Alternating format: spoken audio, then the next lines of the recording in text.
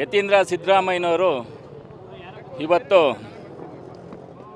ಈಗ 3 ದಿವಸದಲ್ಲಿ ಮೈಸೂರು ಮಹಾರಾಜರಿಗೆ ಸಮವಾಗಿ ನಮ್ಮಪ್ಪ ಕೆಲಸ ಮಾಡೋರೆ ಅಂತ ಹೇಳಿಕೆ ಕೊಟ್ಟಿದ್ದಾರೆ.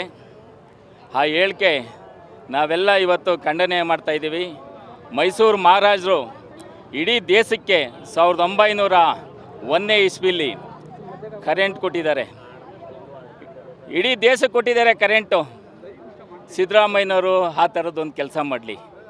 ಮಹಾರಾಣಿ ಕಾಲೇಜ್ ಕೊಟ್ಟಿದ್ದಾರೆ, ಮೆಡಿಕಲ್ ಕಾಲೇಜ್ ಕೊಟ್ಟಿದ್ದಾರೆ, ಸ್ಯಾನಿಟೋರಿಯಂ ಕಾಲೇಜ್ ಕೊಟ್ಟಿದ್ದಾರೆ, ಸ್ಯಾನಿಟೋರಿಯಂ ಹಾಸ್ಪಿಟ್ಲ್ ಕೊಟ್ಟಿದ್ದಾರೆ, ಚಾಮುಂಡಿ ಬೆಟ್ಟ ಕಟ್ಟಿದ್ದಾರೆ, ಮಹದೇಶ್ವರಂ ಬೆಟ್ಟ ಕಟ್ಟಿದ್ದಾರೆ, ಮತ್ತು ಪಾಂಡುಪುರದಲ್ಲಿ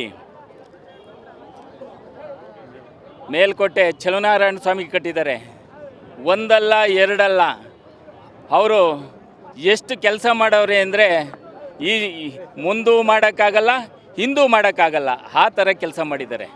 ಮೈಸೂರು ಮಹಾರಾಜರು ಎಲ್ಲರ ಮನೆಯಲ್ಲೂ ನಾವು ಒಂದೊಂದು ಫೋಟೋ ಇಟ್ಕೋಬೇಕು. ಮೈಸೂರು ಮಹಾರಾಜರು ಅಂದರೆ ಕನ್ನಂಬಾಡಿ ಕಟ್ಟೆ ಕೊಟ್ಟು ಲಕ್ಷಾಂತರ ಜನಕ್ಕೆ, ಕೋಟ್ಯಾಂತರ ಜನ ನೀರು ಕುಡಿತಾ ಇದ್ದಾರೆ. ಮಂಡ್ಯ ಜಿಲ್ಲೆ, ಮೈಸೂರು ಜಿಲ್ಲೆ, ಬೆಂಗಳೂರು ಜಿಲ್ಲೆ ಎಲ್ಲ ನೀರು ಕುಡಿತಾ ಇದ್ದಾರೆ.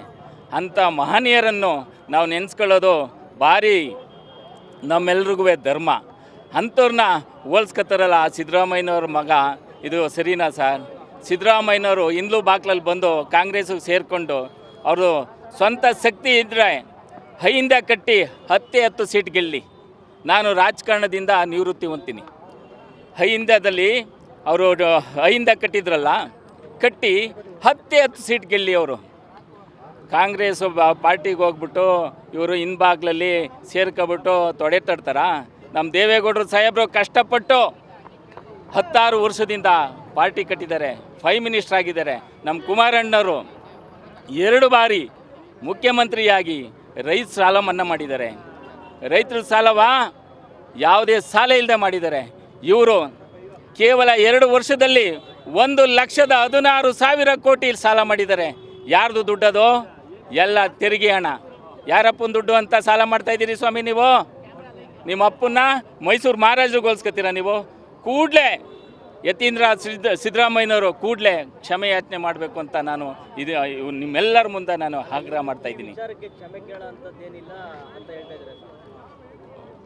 ನೋಡಿ, ಮೈಸೂರು ಮಹಾರಾಜರು ಎಷ್ಟು ದೇವ್ರಿಗೆ ಸಮಾನ ಆದವರು ನಿಮ್ಗೆಲ್ರಿಗೂ ಗೊತ್ತಿರೋದ.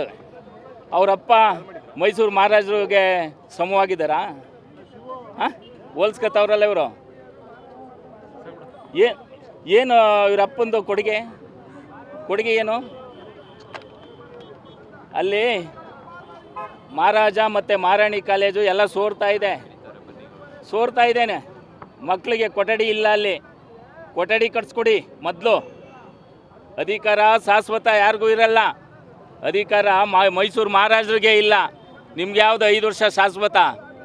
ದಯಮಾಡಿ ರೈತರದ್ದು, ಬಡಬಗ್ರದ್ದು ಕೆಲಸ ಮಾಡಿ. ಇವೆಲ್ಲ ಹೇಳಿಕೆಗಳ ಬಿಟ್ಬಿಟ್ಟು ಅಂತ ನಾನು ಮನವಿ ಮಾಡೋಕ್ಕೆ ಇಚ್ಛೆ ಪಡ್ತೀನಿ ಸರ್.